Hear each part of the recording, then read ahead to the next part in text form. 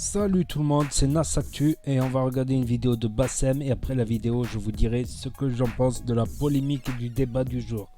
Merci de mettre un pouce bleu et bon visionnage. Wallahi l'azim les gens, wa salam alaikum et toi avant tout. Wallahi l'azim les gens, la tête de ma grand-mère, là on a un exemple typique de comment on en est arrivé à l'islam swag.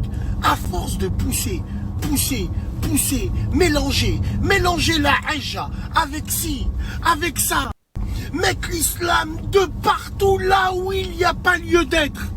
Bon, certains démagogues, c'est des extraterrestres, ils t'en diront, mais tout est régi par l'islam. Bien sûr que tout est régi, bien évidemment, les Erwen, les Ourtis, ainsi de suite. En plus, ici, il y a une forêt, on peut jouer à cache-cache.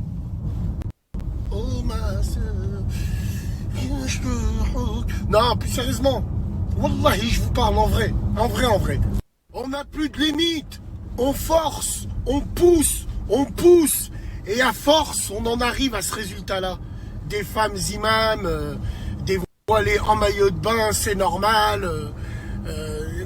Des faibles maghrébins qui font des TikTok sur du anachid, qui a carrément cette secte de merde, qui a carrément... Bon, après, chacun a son avis dessus. Mais wallah il azim, wallah, vous êtes acteur et spectateur en même temps du désespoir. C'est quand même dingue, ça. C'est à cause de ça que sur Internet, le djinn, il est parti en couille.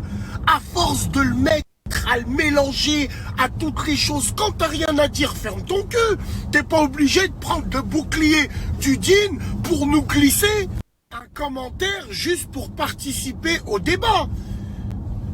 Toi, Ourti ou Akhi, comme ça, vous me faites penser à toutes ces personnes sur le net, sur des groupes où...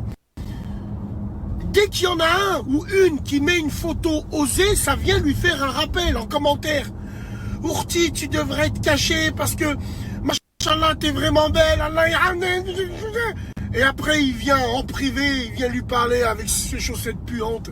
C'est pareil pour la Ourti en plastique. Elle est dans des groupes où il y a le haram, où il y a le tahramit à tous les postes. Et elle vient commenter que quand il y a un frère, il se met torse nu et il fait de la muscule. Harry, tu devrais cacher des femmes.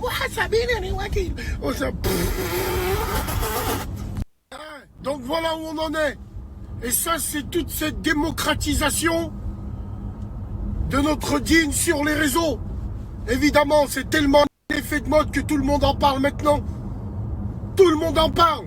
Tout le monde te fait des rappels. Moi, sur une vidéo de moi, j'ai vu Kayla Souza. Allah yahfkoum.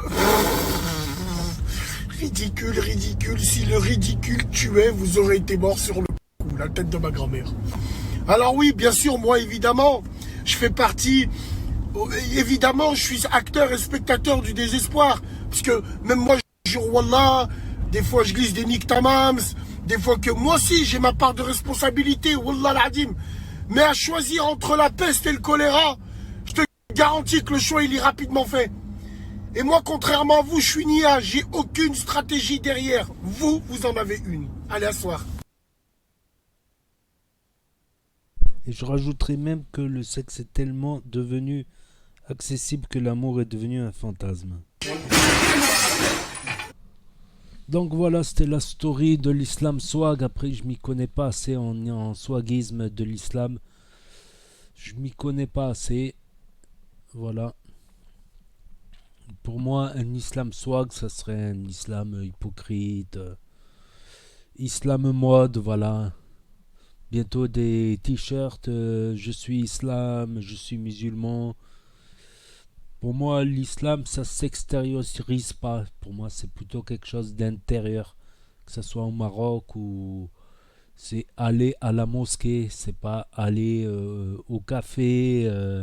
D'écouter, à la limite, je le rejoins sur le fait que l'islam, c'est aller à la mosquée.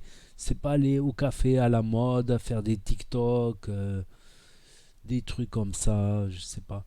À la limite, certains imams qui font du YouTube, ça passe parce que même s'ils surfent sur des vagues, voilà, on apprend des choses, on peut apprendre des choses.